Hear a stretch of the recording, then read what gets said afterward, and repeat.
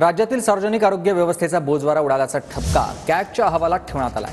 राज्यात केवळ 4.91% निधी खर्च केला जात असल्याचंच या कॅगच्या अहवालातून समोर आलंय। राष्ट्रीय आरोग्य धोरणानुसार राज्याच्या एकूण अर्थसंकल्पाच्या 8% निधी हा सार्वजनिक आरोग्यावर खर्च होणं अपेक्षित असतानाही राज्यात केवळ 4.91% निधी खर्च केला जात असल्याचंच या कॅगच्या अहवालात म्हटलेलं आहे।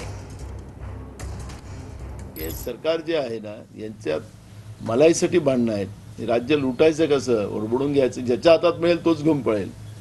आणि त्याच्यामुळे ही जी काही परिस्थिती आहे, त्या परिस्थितीवर किती बोललं तरी ते त्याला काही नाही।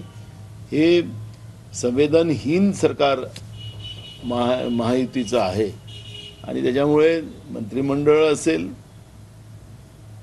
किंवा त्यांच्या वागण्यावरून असेल दिसेल आपल्याला की त्यांना कुठल्याही संवेदना नाही। लूट हीच त्यांचं एकमेव संवेदना आहेत आणि त्याच्यामुळे या सरकारच्या पोर्टफोलिओवर आणि त्यांच्या विस्ताराबद्दल बोलण्याचा काही अर्थ नाही।